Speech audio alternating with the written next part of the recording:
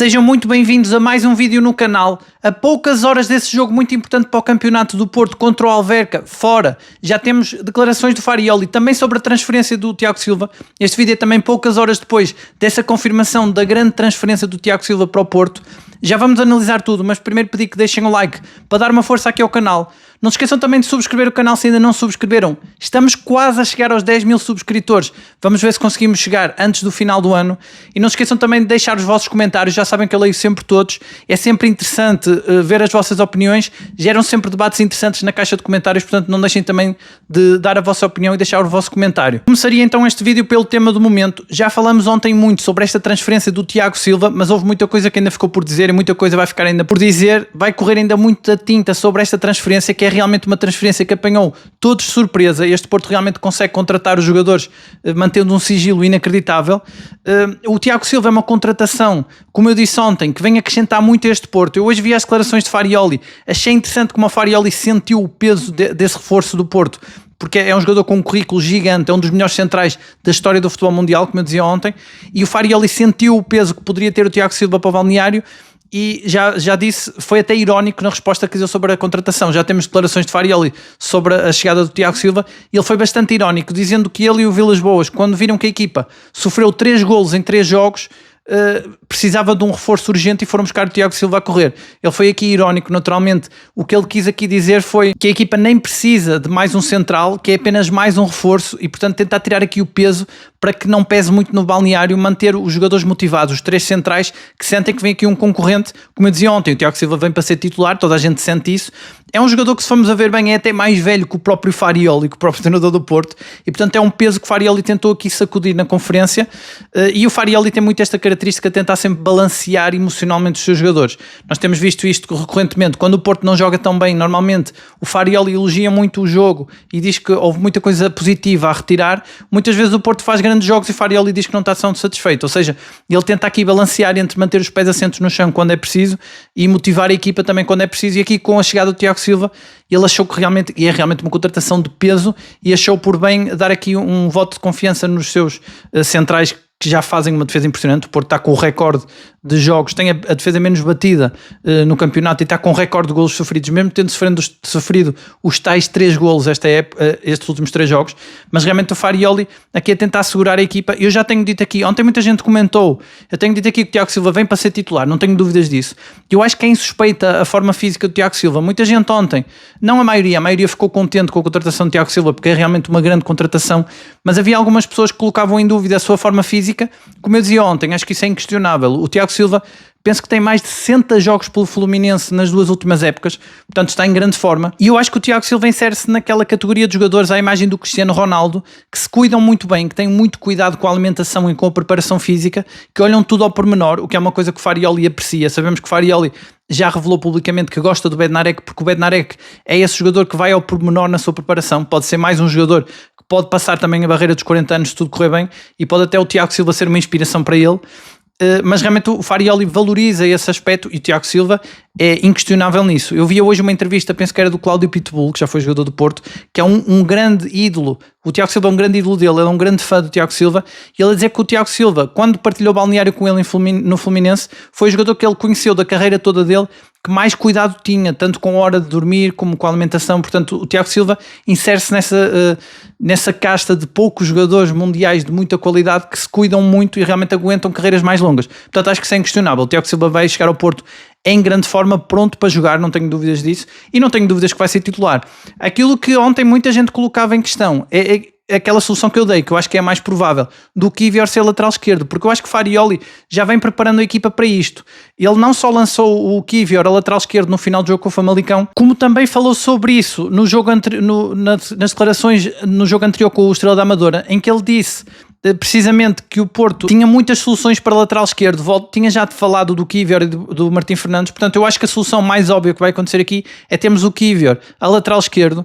O Farioli vai fazer o tal estágio que já está confirmado no Algarve, um mini estágio de uma semana, uma espécie de pré-época ali em janeiro, em que ele vai adaptar os reforços, porque vêm mais reforços, não é só o Tiago Silva. O facto do Tiago Silva ter sido um negócio que eu acho que é extraordinário, porque vem a custo zero, cumpre todos os requisitos, pré-requisitos que o Porto tinha para contratar um central e ainda vem a custo zero, ele deixou mais margem financeira para reforçar o ataque e o meio campo, e portanto o Porto vem aí com mais reforços, e o Farioli nesse estágio vai preparar a equipa, e podemos ter um Porto diferente. Pode ser um Porto também, admito, a jogar com 3 centrais, pode acontecer, até porque o Porto já faz isto muitas vezes. Se olharmos, por exemplo, ao jogo do Famalicão, o Pablo Rosário encosta muito nos centrais. Muitas vezes o Porto tem praticamente 3 centrais, porque o Pablo Rosário é muito forte defensivamente, e pode perfeitamente ser o Tiago Silva a jogar ali no meio, e em vez de ser o número 6 que recua, é o central que sobe. E nesse caso o Porto jogaria com o Froholt a encher mais o meio campo, e depois com Gabri Veiga e Mora, que teriam que ter também mais cuidado ali no meio campo, ter que defender também melhor, mas de qualquer forma o Porto jogaria com 2 médios. Mas pode ter aqui outras nuances. O facto de jogar o Kiwior lateral esquerdo, por exemplo, mesmo que ele não ataque tanto, pode permitir que, por exemplo, PP do lado esquerdo, ou jogar do lado esquerdo, sendo esse extremo de mais equilíbrios, que defende melhor e que tem essa maturidade, que até já jogou a lateral, pode ajudar, sendo quase um lateral mais ofensivo do lado esquerdo. E o Porto tem aqui várias combinações, tem muitas opções, como o Farioli sempre quis, para fazer aqui várias táticas diferentes. O Porto é uma equipa taticamente muito evoluída, como eu tenho dito, é uma equipa italiana, e é uma equipa que nos primeiros tempos, depois daquele jogo com o Benfica, em que o Benfica denunciou como eliminar o ataque do Porto, como anular aquele ataque para equipas mais pequenas, o Porto começou a ser menos previsível, e o Porto tem agora muitas soluções táticas. Eu acho que o maior espelho disto foi o jogo com o Braga, em que o Porto fez ali alterações que ninguém estava à espera, como colocar o Gabri Veiga a extremo direito, ali uma espécie de médio direito, assim meio sem posição, e acaba por conseguir num contra-ataque com um passo o Gabri Veiga, ganhar ao Braga mesmo estando a ser dominado. Então o Porto tem aqui várias soluções. O próprio Froholt, que já começa a aparecer mais na área, mas que também já jogou duplo pivô. Portanto, tem aqui várias nuances e pode evoluir mais em janeiro, e talvez por isso também que o Farioli quer esse mini estágio para evoluir ainda mais a equipa, e o Tiago Silva vai trazer essas soluções, mas acredito que ele vai ser mesmo titular nesta equipa, não vejo outra forma. O Tiago Silva chega com essa ambição de jogar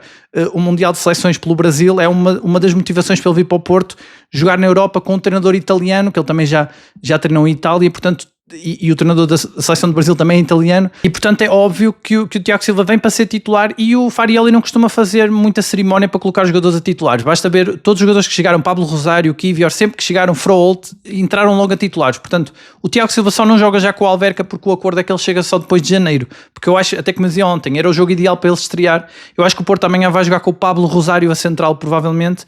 O Farioli disse na conferência que está tudo em aberto e pode jogar o Perpites, mas isto aqui é o Farioli mais uma vez a tentar motivar os seus centrais, até porque o Perpites agora vê chegar um novo central com a carreira do Tiago Silva, e tem 2 opções: ou fica desmotivado ou fica muito motivado, como eu dizia, porque vai poder aprender agora com mais um monstro. Tem 3 grandes centrais para aprender e ele é um grande central, mas o Farioli quer gerir, mas eu acho que vai jogar o Pablo Rosário, até porque o Pablo Rosário dá muitas garantias a central, e se o Varela estiver em condições, acho que vai jogar o Pablo Rosário. Além de que tem outra vantagem, o Pablo Rosário central, tenho dito isto aqui muitas vezes, o Porto quando joga com ele torna-se mais objetivo, torna-se mais rápido a atacar, porque o Pablo Rosário não fica muito tempo com a bola no pé, nem fica muito a trocar a bola na defesa, como acontece com o Bednarek e o Kiwior, que ficam ali muito tempo os dois com a posse de bola.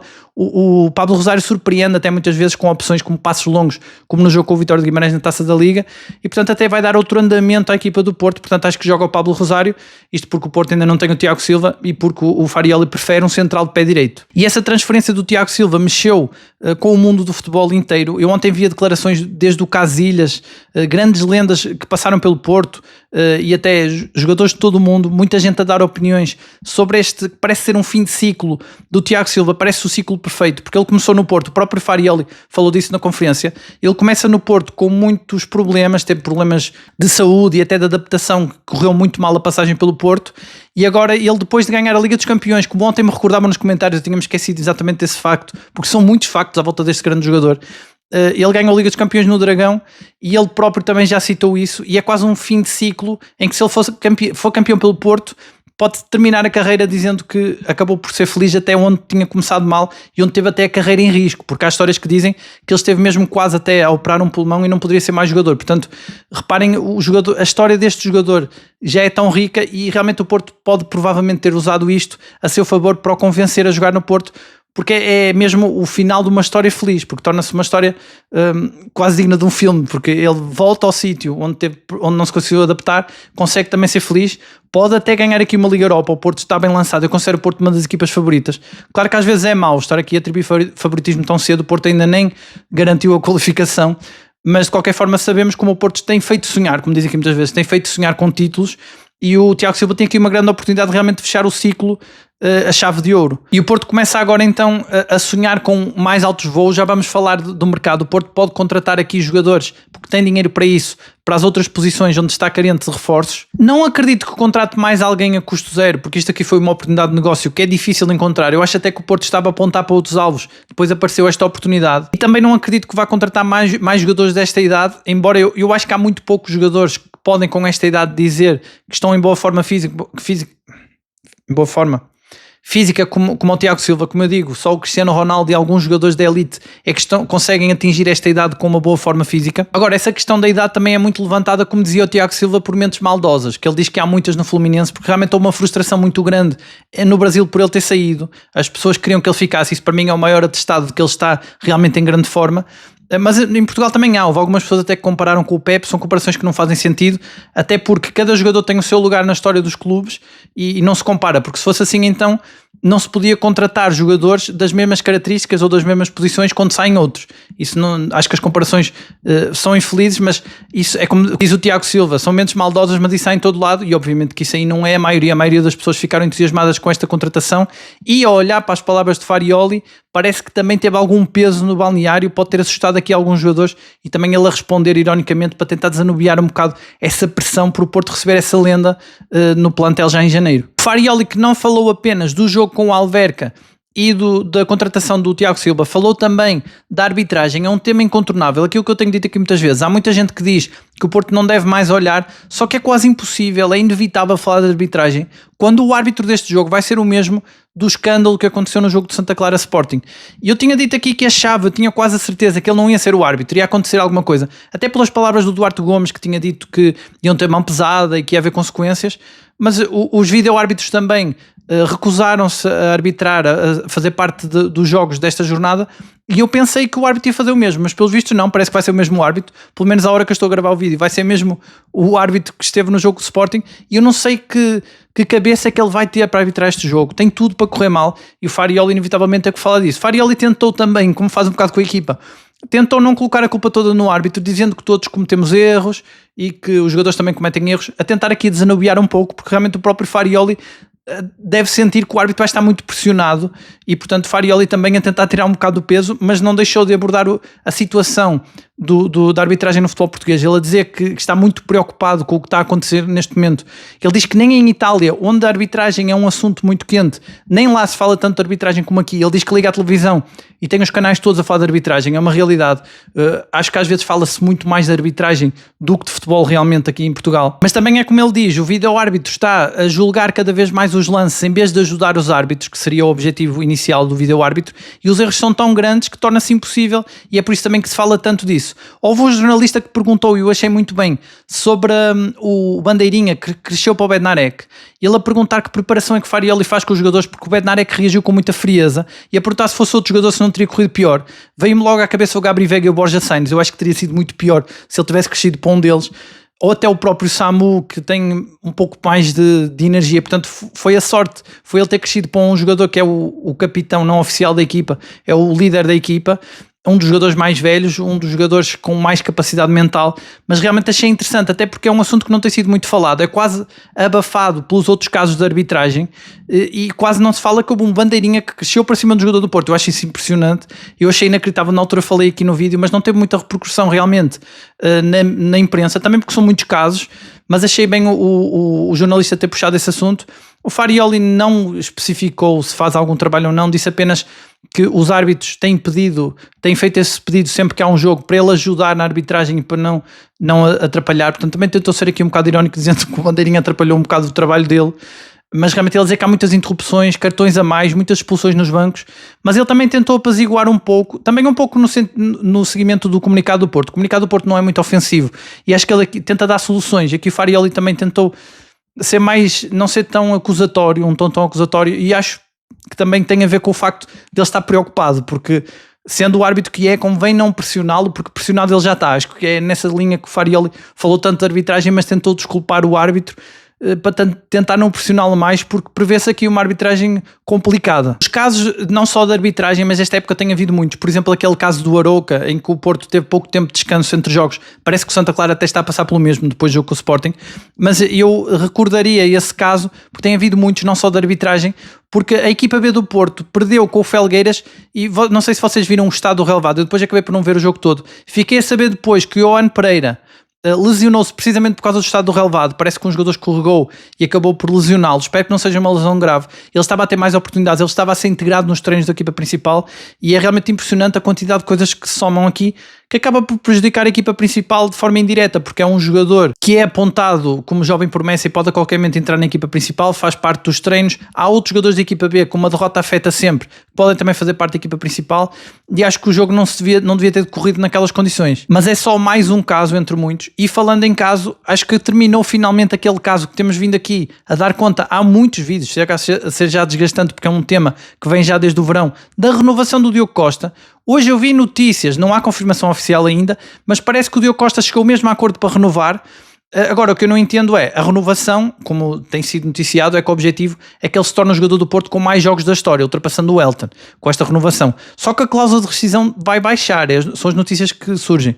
E eu só entendo a baixa da cláusula de rescisão como uma motivação para o vender, porque ele pode querer sair, talvez o empresário queira vendê-lo. São especulações, que têm também dito muito nos comentários que pode ser o empresário dele, penso que é o Jorge Mendes, mas independentemente disso, acho muito estranho como é que um jogador renova como prémio e para ser o jogador, para prolongar o tempo dele no clube, para bater o recorde de ser o jogador com mais jogos, e ao mesmo tempo baixa a cláusula, ficando mais exposto, sendo um dos jogadores mais valiosos do Porto, é dos melhores guarda-redes do mundo. Não sei se ele vai sair ou não, mas finalmente acabou esse caso e o Diogo Costa renovou. E também o Diogo Costa tinha sempre que renovar, aquilo que eu dizia, ele além de ter uma mentalidade muito boa e não se deixar afetar por este processo, independentemente de tudo o que há à volta, ele é portista, é formado no Porto, por isso é que é um ídolo dos adeptos do Porto e acaba por renovar aqui, e o Porto consegue blindar, se bem que baixa a cláusula de rescisão, mas acaba por blindar com contratos longos todos os seus principais jogadores do plantel. Era o último que faltava, o Diogo Costa, e portanto o Porto agora tem tudo alinhavado, agora com as transferências e os reforços que vêm aí, para conseguir terminar esta época em grande. Esperemos que com 3 títulos, é possível terminar com 3 títulos e fazer desta uma das melhores épocas da história do clube. E o Porto vai jogar então com o Alverca. O Farioli, mais uma vez, como também já é timbre dele, fez uma análise muito exaustiva do Alverca. Ele na conferência mostra que conhece muito daquela equipa, só que mais uma vez, se nós estivermos atentos àquilo que eu tenho dito aqui, ele olha muito mais para o ataque da equipa adversária.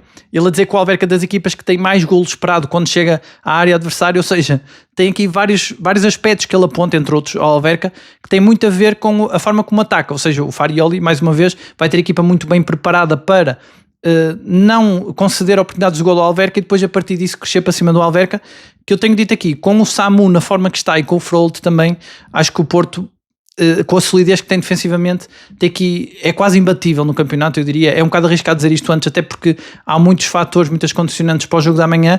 No entanto, acho que o Porto na máxima força ganha este jogo, e até tentando adivinhar o 11, mais uma vez é sempre difícil, quase sempre falho, porque o Farioli surpreende sempre, mesmo quando joga com os titulares, há sempre uma ou outra alteração que nos surpreende, ainda para mais com a dúvida, a central, quem vai ser o defesa central, entre Pablo Rosário ou Perpites. Ainda assim vou tentar adivinhar. Eu acho que o Farioli vai jogar com o Diogo Costa na baliza, depois com o Alberto Costa, lateral direito. Os centrais vai ser o Pablo Rosário e o Kivior, e o lateral esquerdo Francisco Moura, até porque é o único, recuperou de lesão, não foi nada de especial, aliás, acho que não chegou nem a ser considerado lesão, foi mais uma substituição pelo susto e que acabou por permitir que o Farioli testasse o Kivior a lateral esquerdo durante alguns minutos. Depois acho que vai jogar o Varela a 6, se estiver tudo bem com ele.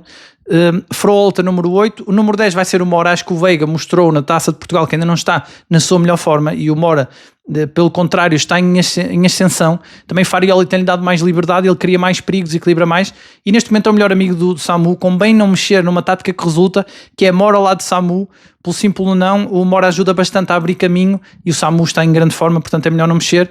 Depois acho que vai jogar com o Borja Sainz, aqui é uma alteração em relação à Taça, Borja Sainz do lado esquerdo e PP do lado direito, sendo que, como é um jogo fora, assim como aconteceu em Tondela, Farioli pode achar que precisa de desbloquear uma defesa mais recuada, uma espécie de autocarro, como aconteceu com o Tondela, e aí pode lançar o Willian Gomes. Sabemos que o Willian Gomes é o abre-latas do Porto, sempre que o Porto precisa de mais criatividade para abrir defesas, normalmente Farioli aposta nele a extremo direito e coloca o PP do lado esquerdo. Ainda assim eu diria que ele vai jogar com o Borja Sainz, porque o Borja Sainz se bem que jogou na Taça de Portugal, mas tem descansado já vários jogos e acredito que ele vai jogar com essa equipa, mas realmente é imprevisível. Há sempre uma outra alteração que prova que o Porto tem muitas opções e vai ter mais depois em janeiro com os reforços que vão chegar aí. E falando em reforços, o Farioli também falou sobre o mercado de transferências, dizendo que está totalmente em sintonia com o Vilas Boas sobre quem tem que contratar. Ele já vem falando há várias conferências sobre isso. Nota-se que ele se tem empenhado muito neste mercado de transferências. Ele já falou sobre as transferências terem que ser criativas, sobre não terem dinheiro para tudo, e a contratação do Tiago Silva já ajudou muito porque não gastaram dinheiro. Ele diz que os perfis dos jogadores que vão ser contratados são avaliados consoante o contexto. Temos aqui vários nomes que nós temos avançado e que eu acho que alguns deles são mesmo capazes de chegar. E depois ele usa uma expressão interessante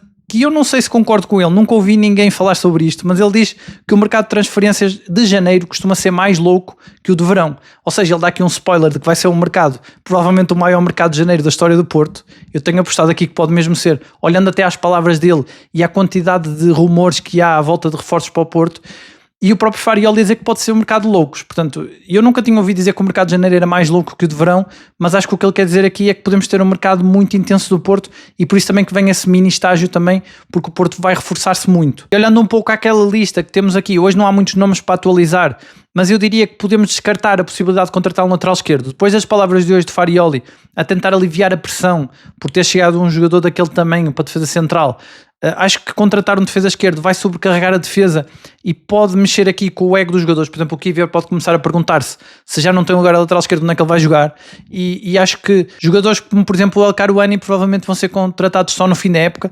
mas isso o Porto também deve estar já precavido. Convém que o Porto comece a negociar já, porque é um jogador muito desejado, mesmo que não venha em janeiro. Eu ontem olhava para as declarações desses tais jogadores, muitos jogadores que reagiram à contratação de Tiago Silva. O Alex Telles foi um deles, e eu imagino que o Porto deva no mínimo ter proposto aqui qualquer coisa ao Alex Telles. Não acredito que tenha perdido essa oportunidade que ele esteve aqui no Porto, e seria um reforço muito bom para a defesa.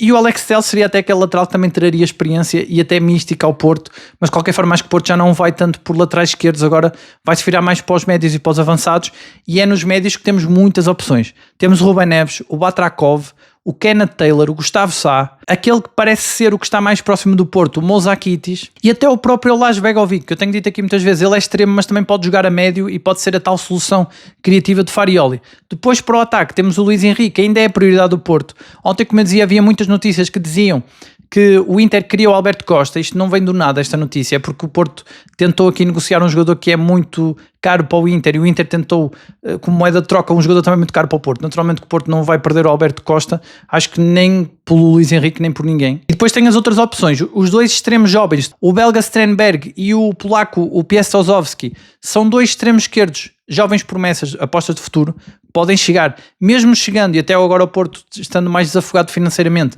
pode até vir mais gente além deles.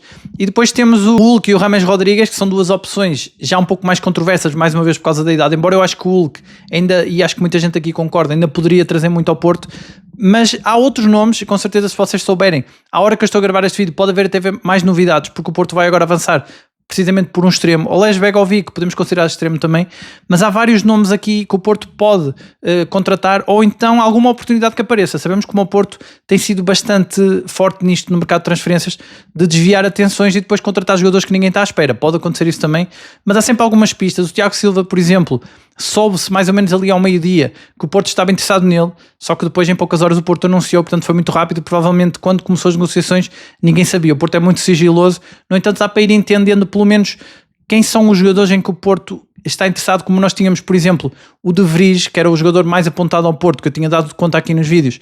Não foi o De Vries, mas foi um jogador com características parecidas, o Tiago Silva. E, portanto, podemos aqui tirar que pode não ser o Luís Henrique, mas será algum extremo que fará um papel parecido com o dele. Portanto, acho que é assim que se tem que ver este mercado, e a qualquer momento podem surgir mais novidades. E vamos ficar naturalmente atentos, e também se souberem de alguma coisa podem deixar nos comentários. E depois tem a questão do ponta de lança. O Porto agora pode contratar também um ponta de lança, até pela questão de que o Tiago Silva veio a custo zero. E então aqui temos também vários nomes. Eu tenho reforçado muito aqui o Ricardo Matias. As pessoas têm mostrado muita preferência pelo Panicelli, que também falamos aqui. E depois há os avançados do campeonato português, como o Cleiton ou o Pablo, que também acho que teria muita qualidade. Há os regressos como o Taremi, que já falaram aqui, mas não reúne muito consenso.